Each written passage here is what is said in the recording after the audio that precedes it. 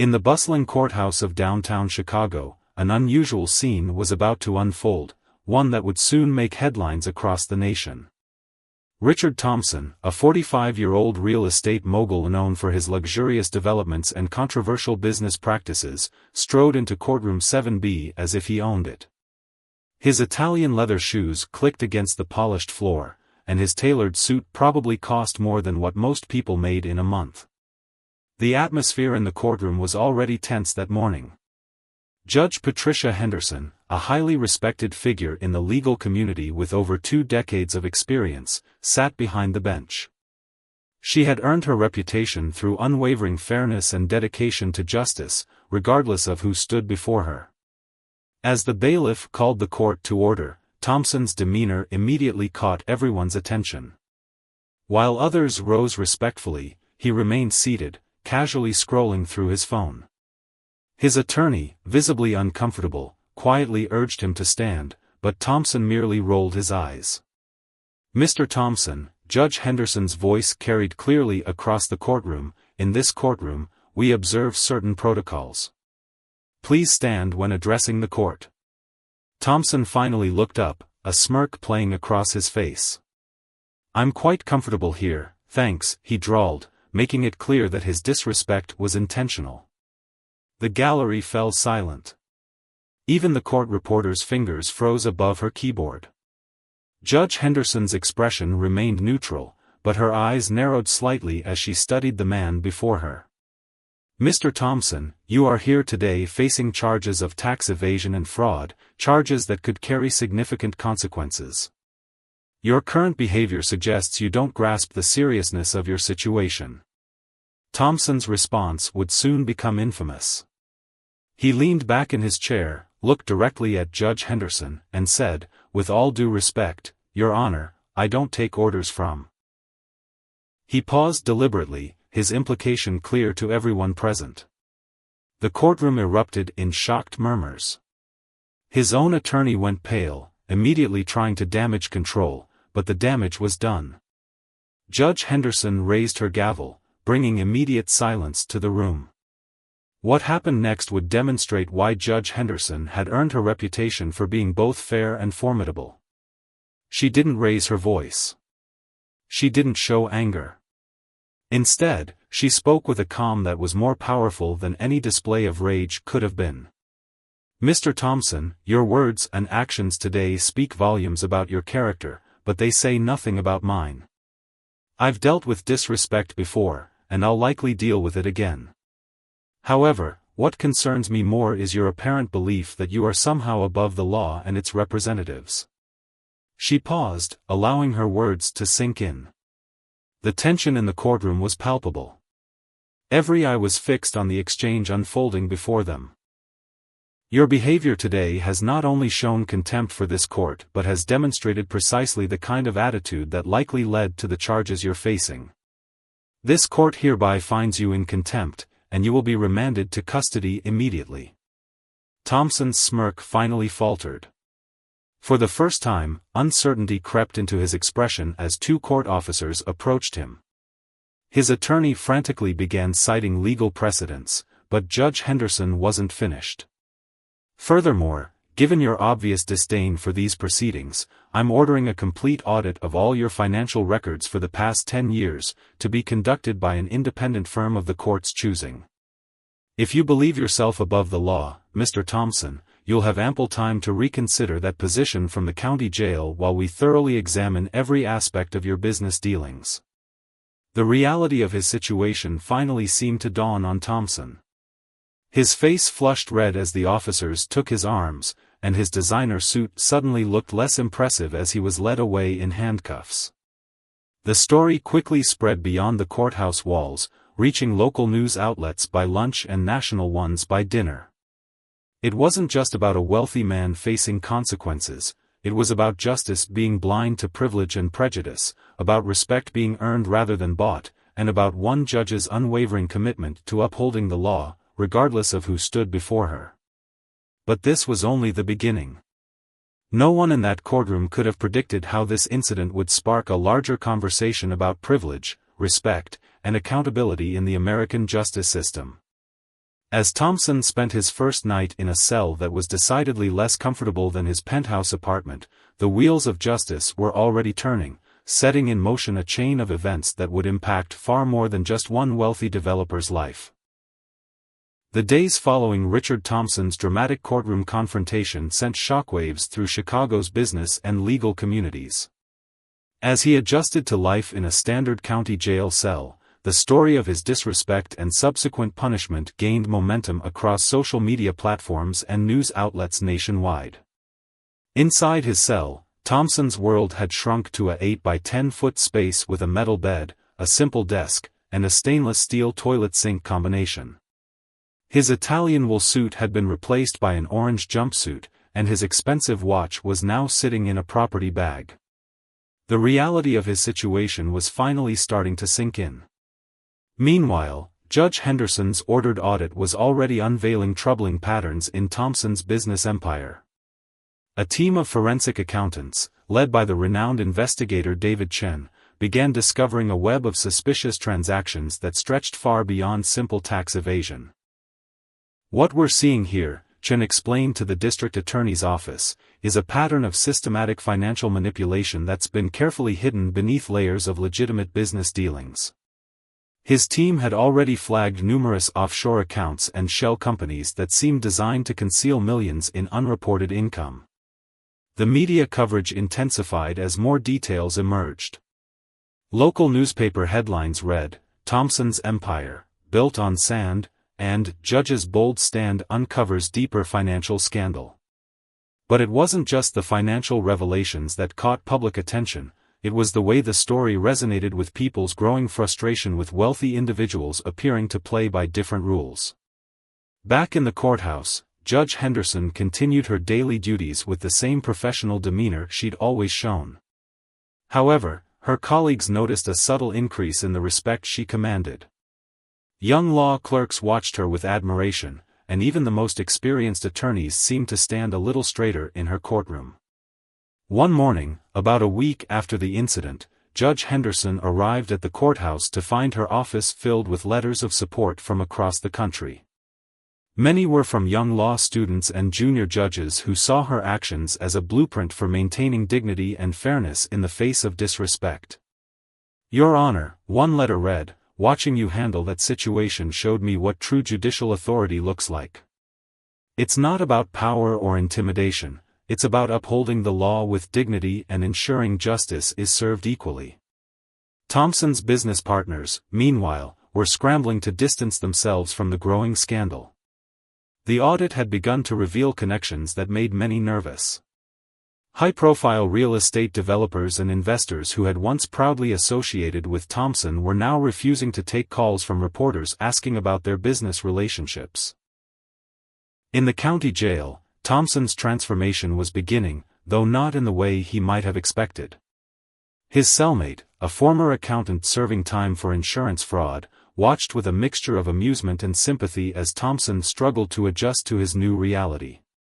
"You know what your biggest mistake was?" his cellmate asked one evening. "Not the tax stuff. Plenty of rich folks try to dodge taxes. It was thinking you were above showing basic respect to another human being." The words hit Thompson harder than he expected. For the first time, he began to reflect on the arrogance that had led him to this point. The expensive lawyers who had always gotten him out of trouble in the past seemed powerless against the weight of evidence being uncovered by the audit. As the second week of his confinement began, Thompson's attorney visited with increasingly concerning news. The audit had expanded beyond just his business dealings. It was now examining his personal finances, political contributions, and even his charitable foundation.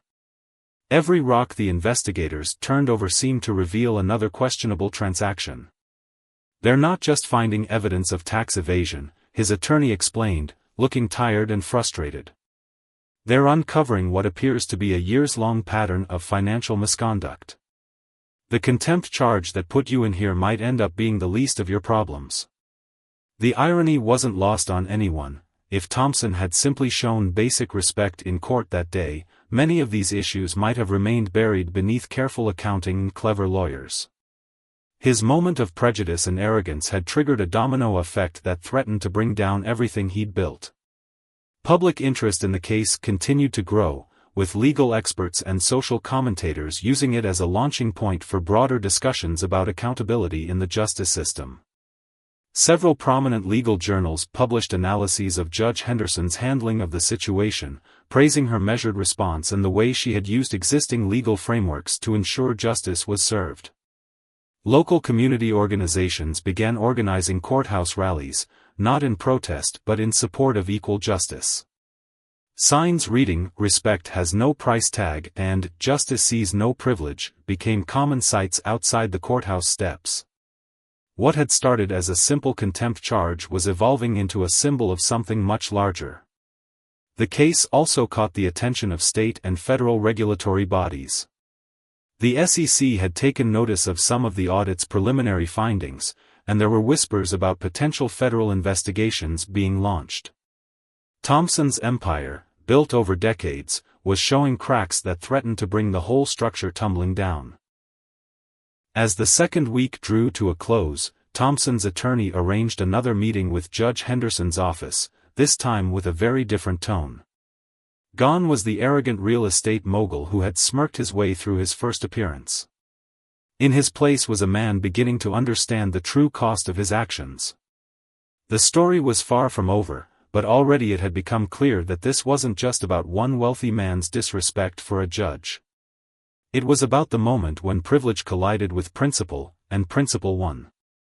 The ripples from that collision would continue to spread, touching lives and institutions far beyond the walls of Courtroom 7B. 3 weeks into the investigation, the audit team made a discovery that sent tremors through Chicago's business community. Hidden beneath layers of complex financial transactions, they uncovered evidence suggesting Thompson's real estate empire wasn't just built on tax evasion, it was potentially involved in a massive money laundering scheme. David Chen, the lead forensic accountant, sat in Judge Henderson's chambers with a thick stack of documents spread across her desk. "Your Honor, what started as a tax evasion case has opened up something much bigger. We've found patterns of suspicious transactions involving multiple international properties and shell companies."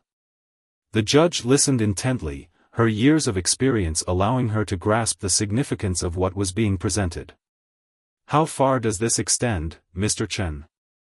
"We've traced connections to at least 3 major development projects in downtown Chicago, 2 in New York, and several overseas properties. The more we dig, the more we find. It's like pulling a loose thread on a sweater, the whole thing is starting to unravel." Meanwhile, Thompson's time in county jail was proving to be an unexpected education. His cellmate, whom he now knew as Ray, had become something of a reluctant mentor. Ray had once been a respected financial advisor before his own legal troubles, and he recognized in Thompson the same blindness that had led to his own downfall. "You built this image of yourself," Ray explained one evening as they sat in their cell. "This idea that rules were for other people. I did the same thing.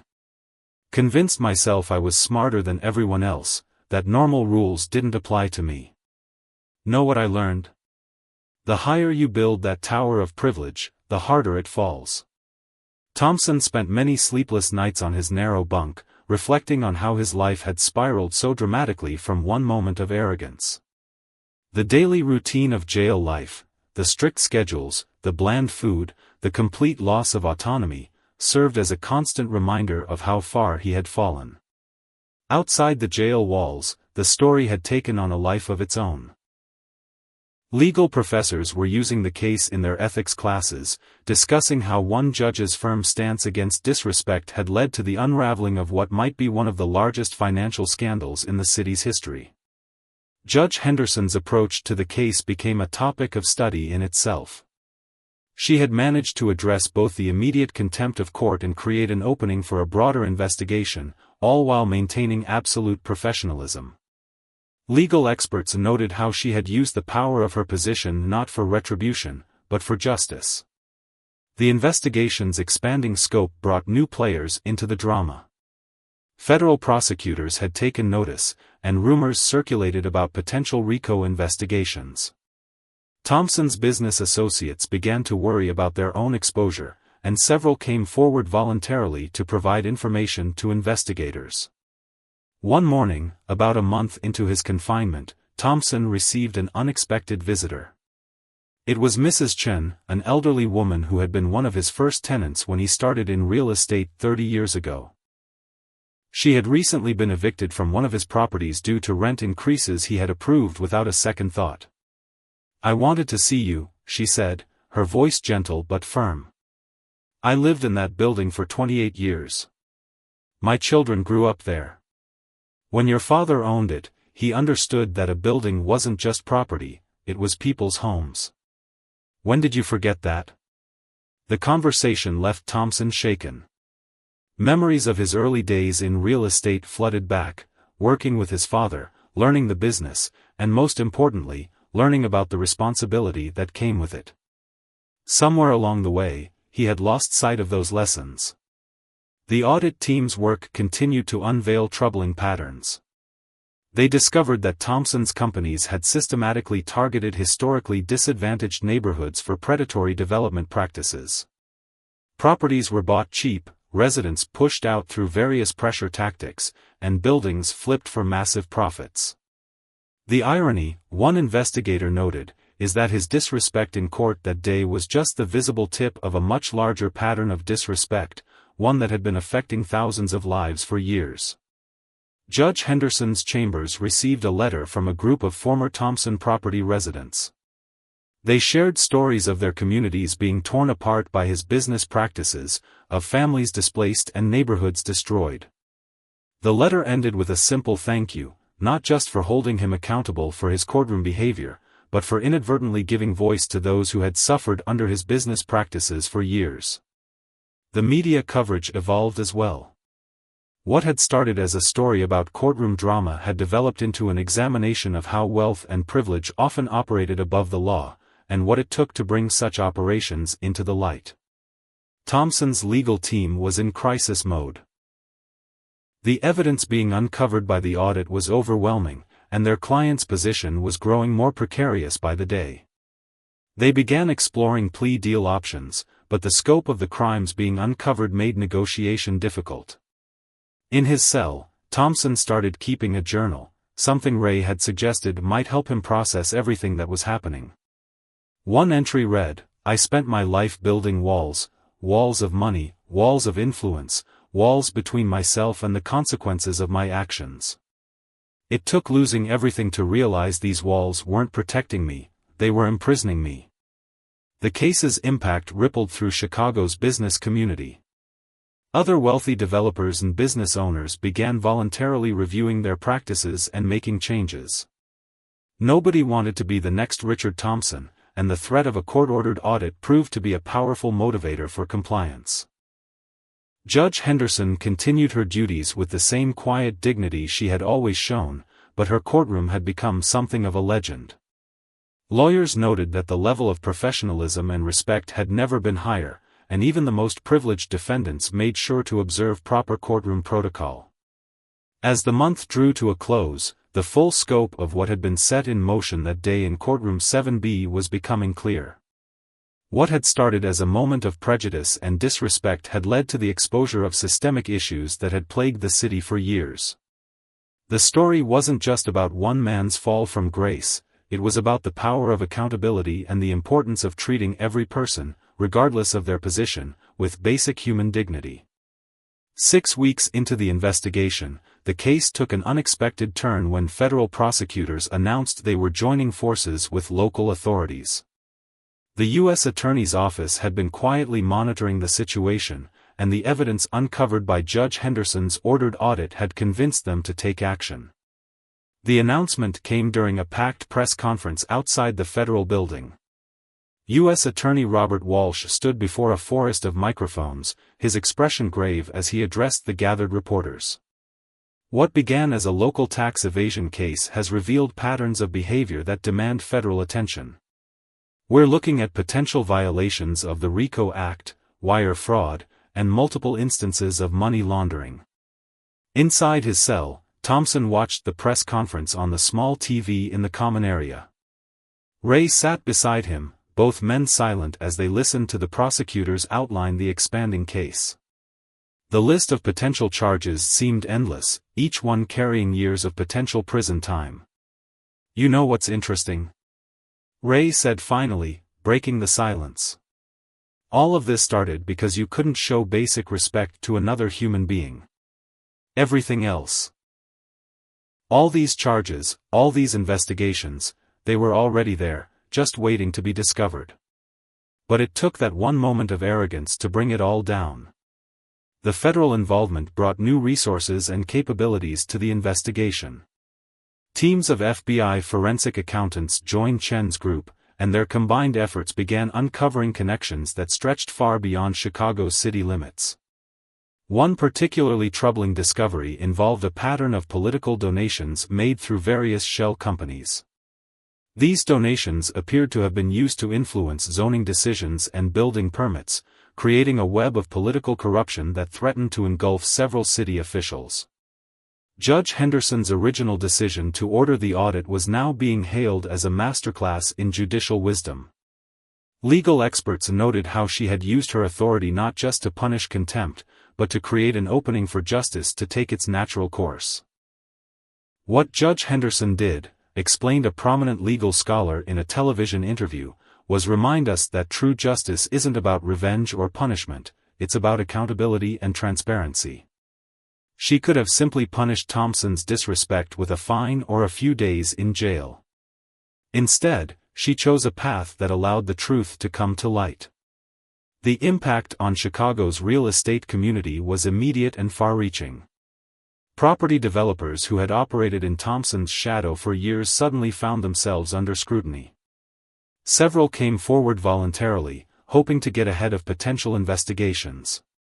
Local community organizations seized the moment to push for reforms in real estate development practices. They organized town halls and community meetings, bringing together residents, developers, and city officials to discuss ways to ensure future development projects would benefit rather than displace existing communities. Thompson's personal transformation continued in unexpected ways. The man who once couldn't be bothered to stand for a judge now spent hours helping fellow inmates with their legal paperwork. He worked in the jail library, using his business knowledge to help others understand their cases better. "I keep thinking about legacy," he confided to Ray one evening. "I thought I was building one with all those properties and developments. But what was I really leaving behind? Empty luxury condos and displaced families? That's not a legacy, that's just wealth built on other people's pain." Judge Henderson's impact extended beyond the courthouse. She began receiving invitations to speak at law schools and judicial conferences, where she shared her perspectives on maintaining dignity in the courtroom and ensuring equal justice under law. "The robe we wear," she told a group of law students, "isn't about power, it's about responsibility. Every person who enters that courtroom, regardless of their status or background, deserves to be treated with dignity and respect. And every person, regardless of their wealth or influence, must be held accountable to the same laws." The federal investigation continued to expand, with agents conducting raids on several of Thompson's former business associates. Documents were seized, computers confiscated, and more people were brought in for questioning. The web of corruption and financial misconduct seemed to grow larger with each passing day. In the midst of this growing storm, Thompson made a decision that surprised everyone. He decided to cooperate fully with investigators. His attorneys advised against it, warning that he could be facing decades in prison, but Thompson had reached a point where the truth seemed more important than protection. "I've spent enough time hiding behind lawyers and shell companies," he told his legal team. "Maybe it's time I faced the consequences of my actions like a man, instead of trying to buy my way out of them." His cooperation proved invaluable to investigators. Thompson's intimate knowledge of the schemes and structures he had built helped authorities map out the entire network of corruption. His testimony would eventually lead to indictments against several prominent business figures and political officials. The media coverage shifted as well, with some outlets beginning to explore the possibility of redemption in Thompson's story.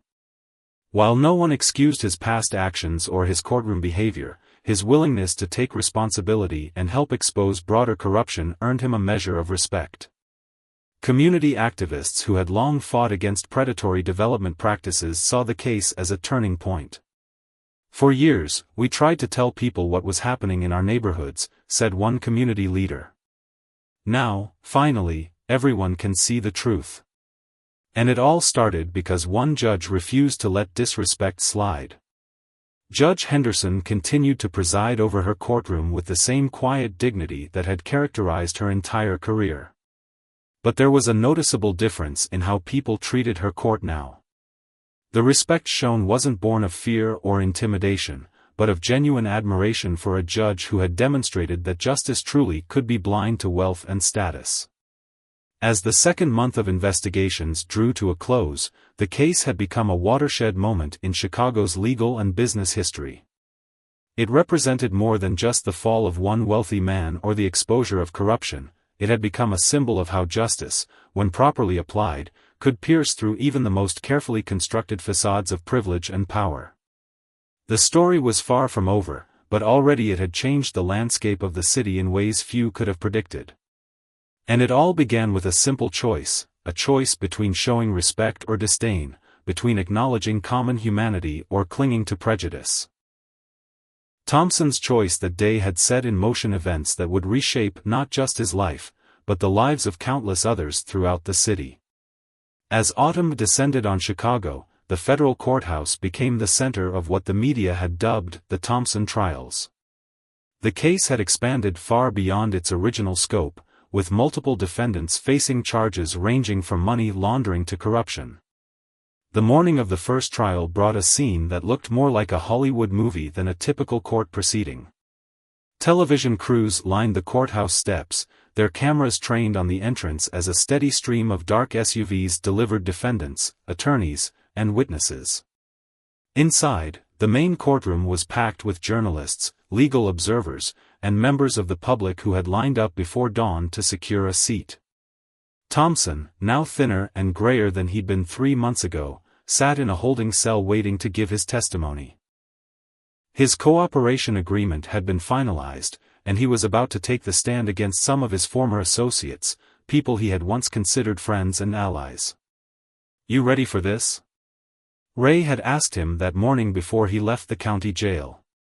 "Once you start naming names, there's no going back." Thompson had nodded slowly. "For the first time in my life, I'm doing something that isn't about protecting myself or my money. It feels different." The first defendant to face trial was Howard Pierce, a prominent city official who had allegedly accepted bribes in exchange for fast-tracking building permits and zoning changes. As Thompson took the stand, he could feel Pierce's eyes boring into him, but he no longer felt the need to meet that gaze with defiance. "Mr. Thompson," the federal prosecutor began, "could you please explain to the court how the permit approval process typically worked with Mr. Pierce's office?" For the next several hours, Thompson methodically laid out the intricate system of bribes, kickbacks, and favors that had greased the wheels of Chicago's development industry for years. His testimony was detailed and unflinching, even when it implicated himself in serious crimes. Meanwhile, Judge Henderson's courtroom had become a sort of pilgrimage site for young law students and junior judges. They would sit in on routine proceedings, watching how she managed her courtroom with a perfect balance of authority and humanity. The incident with Thompson had made her famous, but it was her daily demonstration of judicial excellence that was truly making an impact. One morning, she arrived to find a letter on her desk from a young law student who had been observing her court. "Watching you preside," the letter read, "has shown me that true justice isn't about power or punishment, it's about maintaining dignity and fairness for everyone, regardless of their status or behavior." The trials were having an unexpected effect on Chicago's business community. Companies began implementing new ethical guidelines and transparency measures, not wanting to risk becoming the next scandal. Real estate developers, in particular, were rushing to demonstrate their commitment to responsible development practices. Local community organizations seized this moment of change to push for meaningful reforms. They organized meetings between developers and residents, working to create new guidelines for community-centered development. Projects that had once been rushed through with minimal oversight were now being carefully scrutinized for their impact on existing neighborhoods. As Thompson's testimony continued day after day, a clearer picture emerged of how wealth and influence had corrupted the city's development process. He described elaborate schemes involving shell companies, offshore accounts, and a network of complicit officials who had helped maintain the facade of legitimacy. The thing is, Thompson explained during one particularly powerful moment of testimony, we convinced ourselves that this was just how business was done.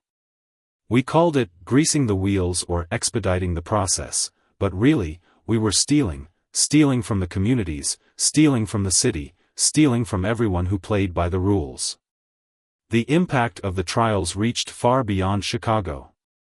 Other cities began launching their own investigations into development practices and zoning procedures.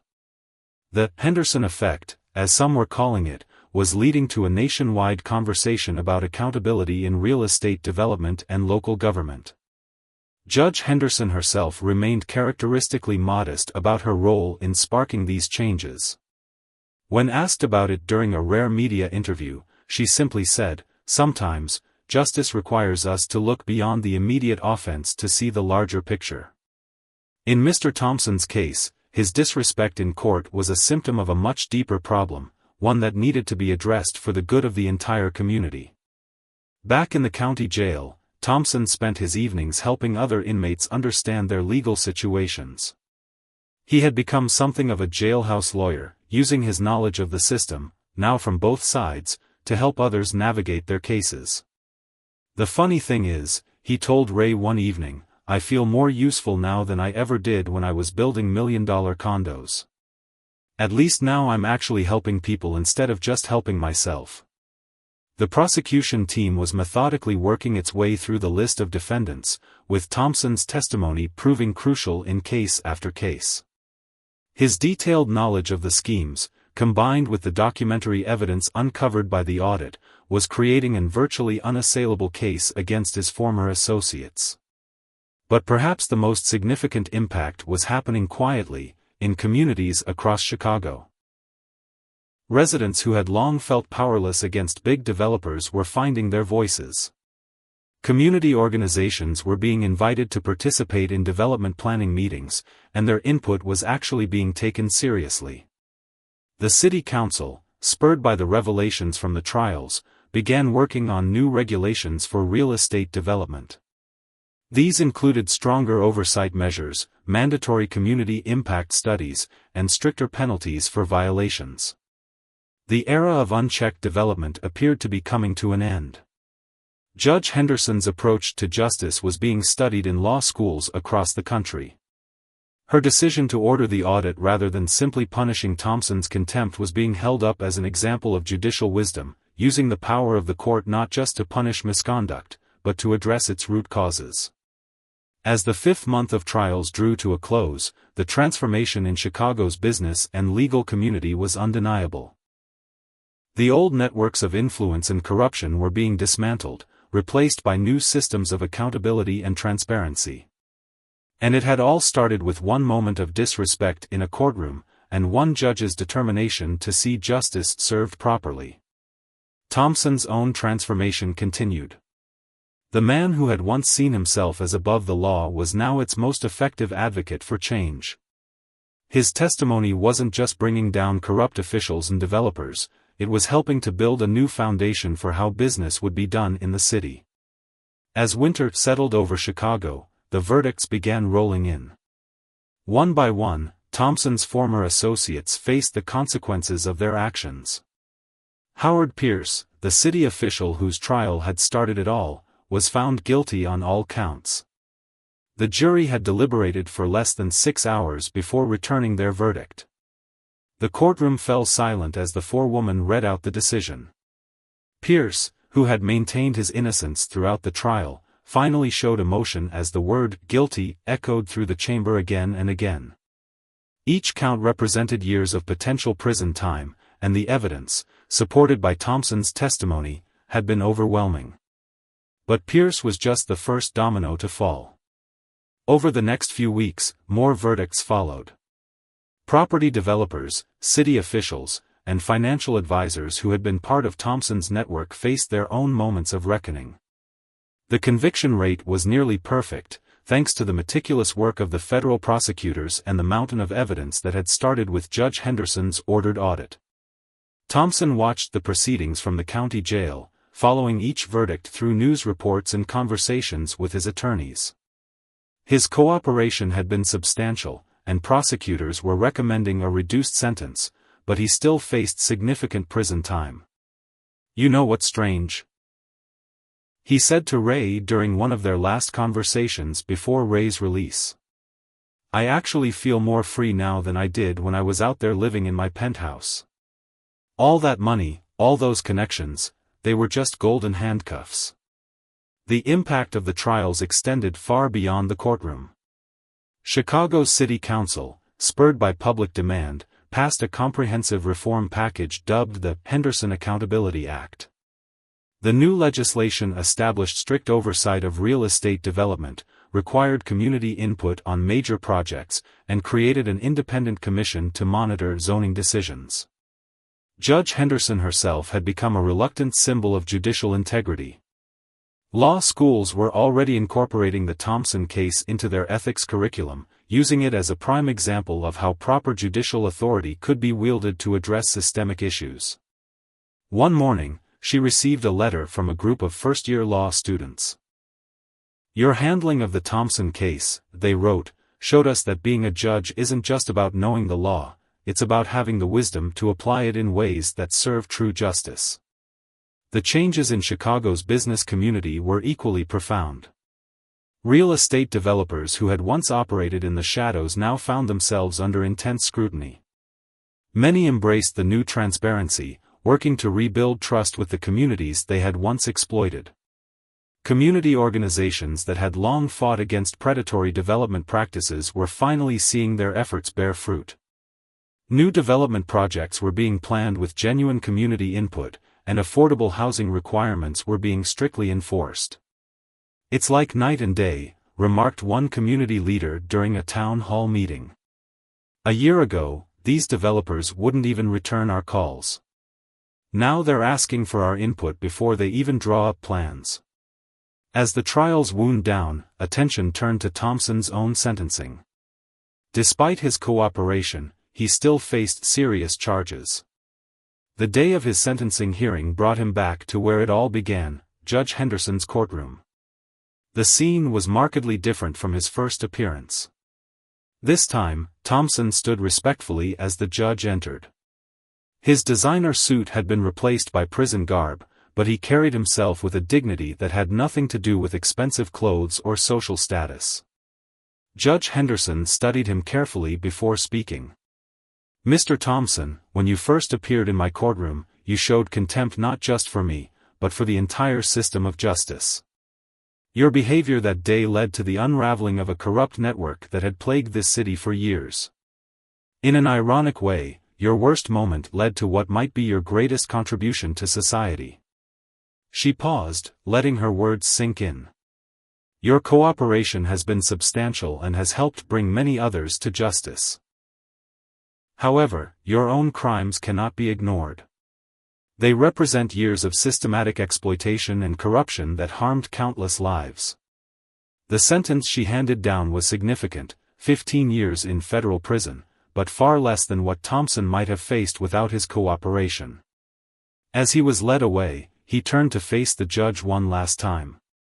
"Your Honor," he said, his voice steady, "that day in your courtroom, I thought I was above the law. You showed me that true justice sees no privilege, no status, only actions and their consequences.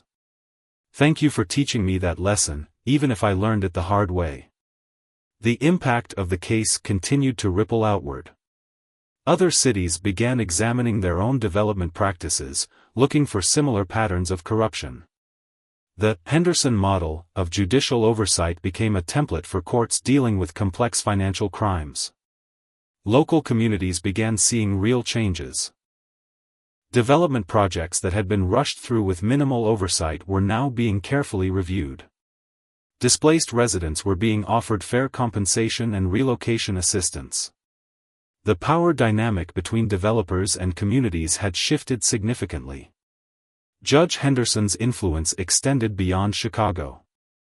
She was invited to speak at judicial conferences across the country, sharing her insights on maintaining courtroom dignity and using judicial authority to address systemic issues. "The robe we wear," she told one gathering of judges, "carries both power and responsibility. Our duty isn't just to punish infractions, but to ensure that justice serves its true purpose, making our communities better and fairer for everyone." The story became a case study in law schools nationwide, not just for its legal implications but for its demonstration of how one moment of accountability could trigger widespread systemic change. Thompson's own story became part of the narrative. From his cell in federal prison, he began writing about his experiences, not to justify his actions but to help others understand how privilege and power could corrupt, and how accountability could lead to redemption. As the year drew to a close, Chicago had been transformed.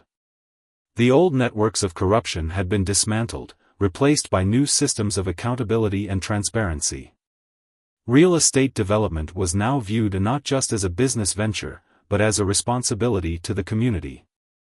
And it had all started with one moment in one courtroom, where a judge had refused to let disrespect slide, and in doing so, had set in motion changes that would impact countless lives for years to come.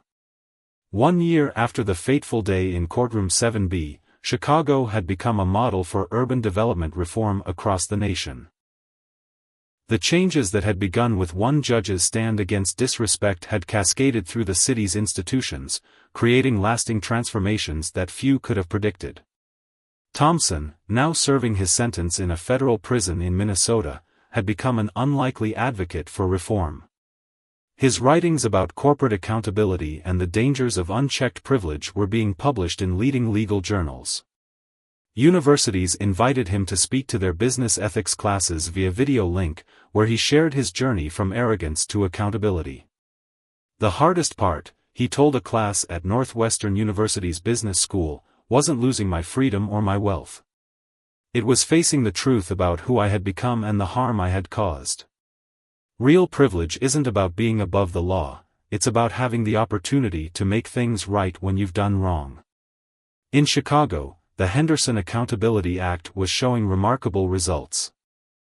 New development projects now required extensive community consultation, and developers were finding that this collaborative approach actually led to more successful and profitable projects in the long run. The city's formerly neglected neighborhoods were seeing thoughtful, community-oriented development. Affordable housing requirements were being not just met but exceeded, as developers discovered that mixed-income projects could be both profitable and beneficial to the community. Judge Henderson's influence had spread far beyond her courtroom. She had been appointed to head a national commission on judicial ethics and courthouse dignity, where she worked to implement standards ensuring respectful treatment for all court participants, regardless of their background or status. "What we learned from the Thompson case," she explained during a judicial conference in Washington, D.C., "is that true justice requires more than just applying the law. It requires creating an environment where every person is treated with dignity, and where accountability applies equally to everyone." The Henderson model of judicial oversight was being adopted by courts across the country. Judges were increasingly looking beyond immediate infractions to examine systemic issues, using their authority to address root causes rather than just symptoms. Back in the federal prison, Thompson had established a legal education program for his fellow inmates, helping them understand their rights and responsibilities within the justice system. His former cellmate Ray, now released and working as a paralegal, often visited to help with the program. "You've got to understand," Thompson told his students, "the system isn't perfect, but it's designed to protect everyone's rights. The moment you start thinking you're above it is the moment you start losing your humanity." The impact on Chicago's business community continued to evolve. The city had become known as a leader in ethical development practices, attracting companies that valued transparency and community engagement. Property values were rising across the city, but this time the growth was more equitable, benefiting longtime residents as well as newcomers. Community organizations that had once fought against development now found themselves partnering with developers on innovative projects. One such project, in what had been one of Thompson's former properties, combined affordable housing with job training facilities and community spaces. "This is what development should look like," said a community leader during the project's groundbreaking ceremony. "It's not just about building buildings, it's about building communities." Judge Henderson's courtroom remained a model of professional dignity, but visitors noted a change in the atmosphere. The respect shown wasn't born of fear or intimidation, but of genuine appreciation for a system that treated everyone fairly. Young lawyers and law students still came to observe her court, learning not just about legal procedures but about the importance of maintaining dignity and respect in the pursuit of justice. "What Judge Henderson taught us," said one young attorney, "is that true authority doesn't come from forcing people to respect you. It comes from creating an environment where respect is the natural response to fairness and dignity." Thompson's transformation continued to surprise many. His prison writings began to attract attention from criminal justice reform advocates, who saw in his story a powerful argument for rehabilitation and accountability. "The system worked exactly as it should," he wrote in one widely circulated essay. "It didn't just punish me, it forced me to confront the reality of who I was and what I had done. More importantly, it gave me the opportunity to contribute to making things right." The audit that Judge Henderson had ordered continued to have ripple effects. Other cities began implementing similar oversight measures, leading to the exposure of corrupt practices across the country. The Thompson effect, as some called it, was helping to clean up the real estate development industry nationwide. Chicago's transformation became a case study in urban renewal. Visitors from other cities came to study how the changes had been implemented, taking lessons back to their own communities. The balance between development and community interests, once seen as an impossible goal, was proving to be not just achievable but profitable. Judge Henderson's approach to justice was being taught in law schools across the country. Her handling of the Thompson case was studied not just for its legal implications, but for its demonstration of how judicial wisdom could catalyze positive systemic change. "The role of a judge," she explained in a rare interview, "isn't just to punish wrongdoing. It's to help create a society where justice is served not through force or fear, but through a shared commitment to dignity and respect." As the second-year anniversary of Thompson's fateful court appearance approached, the city organized a conference on ethical urban development. Developers, community leaders, and government officials from across the country gathered to discuss the lessons learned and the path forward.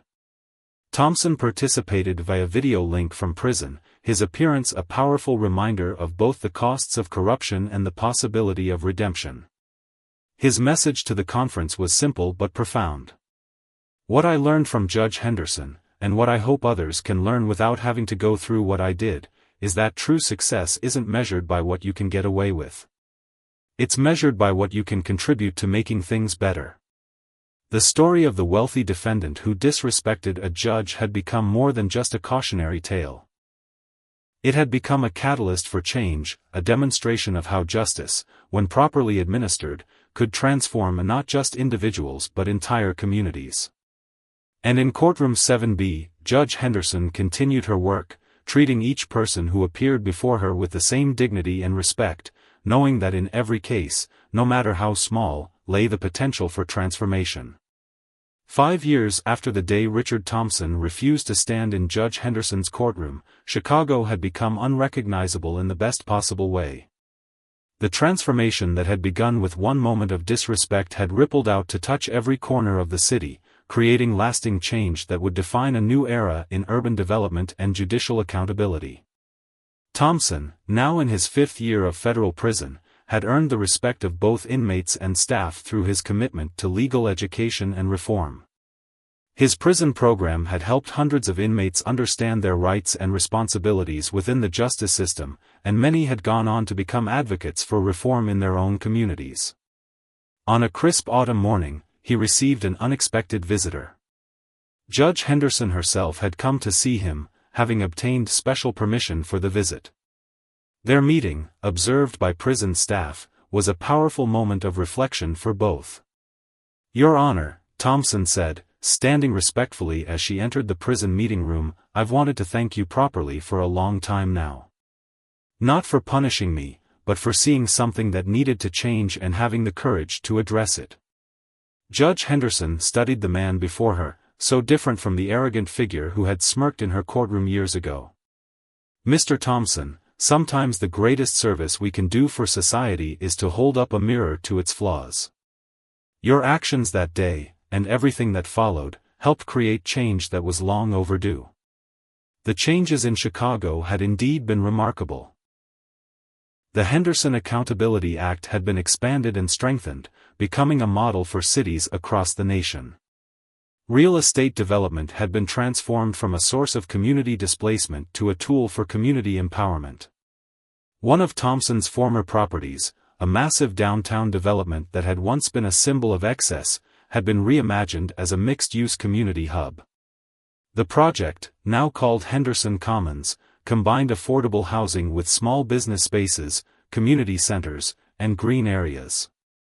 It stood as a physical testament to how development could serve all members of a community. The legal community had undergone its own transformation. The Henderson Principles, as they had come to be known, were now part of judicial training nationwide. These principles emphasized the importance of maintaining dignity in the courtroom while using judicial authority to address systemic issues. "What we learned from the Thompson case," a prominent legal scholar wrote, "was that true justice isn't just about punishing wrongdoing, it's about creating the conditions for positive change." Judge Henderson showed us that the power of the court can be used not just to correct individual behavior, but to catalyze societal transformation. Thompson's writings from prison had been collected into a book titled The Price of Privilege, which had become required reading in many business ethics courses. His honest examination of how wealth and power had corrupted his perspective resonated with readers and sparked important conversations about accountability in the business world. "The irony," he wrote in the book's conclusion, "is that I thought showing respect would diminish my power. Instead, I discovered that true power comes from treating every person with dignity, regardless of their position or status." Ray, Thompson's former cellmate, had gone on to establish a successful legal advocacy organization, helping former inmates reintegrate into society and navigate the legal system. He often credited his time with Thompson for showing him how to use his knowledge to help others. Sometimes, Ray told a group of law students during a guest lecture, "The most important lessons about justice come from watching someone learn it the hard way." Richard's story isn't just about what he did wrong, it's about how accountability can lead to redemption. Judge Henderson's influence had extended far beyond Chicago. She had been appointed to several national judicial reform committees, where her insights helped shape new approaches to courthouse dignity and judicial oversight. Her handling of the Thompson case was studied as a masterclass in how judicial wisdom could address both individual and systemic issues. The audit she had ordered years ago had led to the creation of a new federal task force focused on real estate development practices and corruption. Cities across the country were implementing similar oversight measures, leading to the exposure and correction of corrupt practices nationwide. Chicago's business community had embraced the new era of transparency and accountability.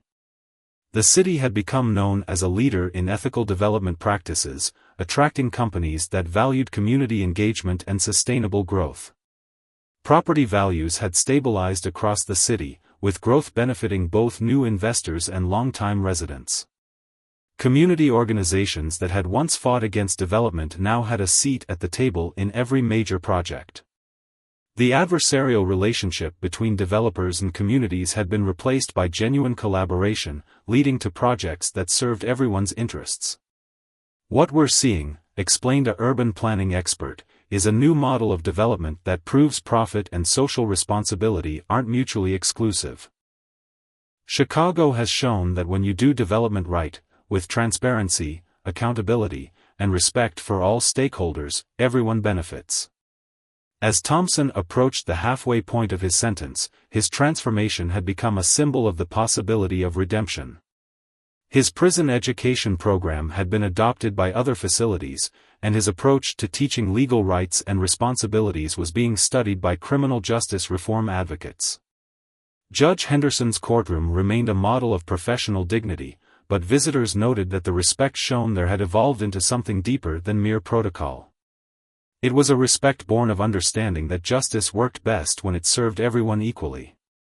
The story had become part of Chicago's civic identity, a reminder that positive change often came from unexpected sources, and that true justice required more than just following the letter of the law. As the 5th anniversary of the case approached, a documentary filmmaker interviewed both Thompson and Judge Henderson for a project about the transformation of Chicago's civic culture. Their separate reflections on the case revealed how far things had come. "I thought I was above the law," Thompson said, "but what I learned was that true freedom comes from living within it, from being part of a system that treats everyone with dignity and respect." Judge Henderson's response captured the broader significance of what had happened. Sometimes, justice requires us to look beyond the immediate offense to see the larger picture. Mr. Thompson's disrespect that day opened a door to address problems that had plagued our city for years. His redemption story reminds us that change is always possible when we have the courage to hold ourselves and others accountable. The legacy of that day in Courtroom 7B continued to influence new generations of lawyers, judges, developers, and civic leaders. It stood as a testament to the power of accountability, the importance of respect, and the possibility of redemption, principles that would guide Chicago and its citizens into a more equitable and just future.